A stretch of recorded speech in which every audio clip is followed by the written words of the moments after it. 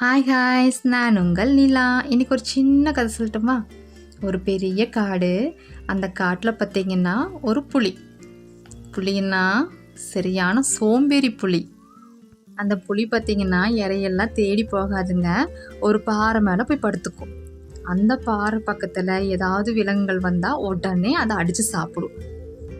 சரி, ஓகே, அந்த பாறை பக்கத்தில் எந்த விலங்குகளுமே வரலன்னு வச்சுக்கோங்களேன், என்ன பண்ண தெரியுங்களா? படுத்து தூங்கும். அது எத்தனை நாளானாலும் சரி, பட்னியாவது கிடைக்குமோ ஒழிய வேட்டையாடி சாப்பிடாது. நான் சொன்னேன் இல்லைங்க, அது 1ஆம் நம்பர் சோம்பேறி புலி. ஒரு நாள் அந்த பக்கமாக ஒரு முயல் வந்துச்சு.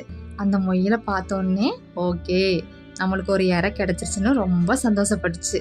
ஆனால் முயலோ புலியோட பக்கமாக வராமல் கொஞ்சம் தள்ளி நின்றுச்சு. முயல் சொல்லிச்சு, ஏய் சோம்பேறி புலியே, உன்னை நான் பல நாட்களாக பார்த்துட்டு தான் இருக்கேன். உன் பக்கத்தில் வர விலங்குகளை மட்டும் நீ அடித்து சாப்பிட்ற சரியான கோலை. நீ உனக்கு தைரியம் இருந்தால் என்னோட ஓடி வர முடியுமா? என்னை ஓடி வந்து நீ பிடிக்கத்தான் முடியுமா சொல்லு அப்படின்னு சொல்லி சவால் விட்டுச்சு.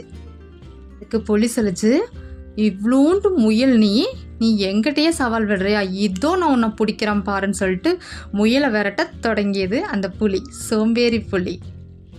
முயலோ தலை தெறிக்க ஓடிச்சுங்க. எப்படியாவது அந்த முயலை பிடிச்சிடணும்னு சொல்லிட்டு மின்னல் வேகத்தில் புலியும் ஓடிச்சு.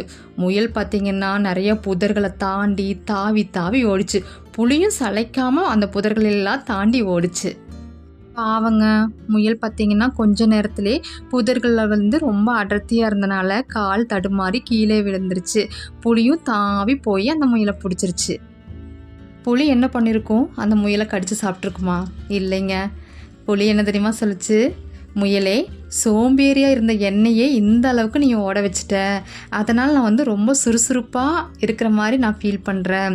இனிமேல் நான் சோம்பலுடன் இருக்க மாட்டேன் அப்படிங்கிற எண்ணம் எனக்கு வந்து வந்துருச்சு. இந்த எண்ணத்தை கொடுத்தது நீ தான், அதனால் உன்னை கொள்ள எனக்கு மனசு வரல அப்படின்னு சொல்லி அந்த புலி சொல்லிச்சு. ஓகே காய்ஸ், இதிலேருந்து நம்ம ஒரு சின்ன விஷயம் கற்றுக்கலாம். என்ன தெரியுங்களா? நமக்கு வந்து நன்மை கிடைக்க காரணமாக இருந்தவரை வந்து நம்ம துன்புறுத்தவே கூடாதுங்க. வாழ்க்கை வாழ்வதற்கே வாழ்ந்து காட்டுவோம். தேங்க்ஸ் ஃபார் வாட்சிங்.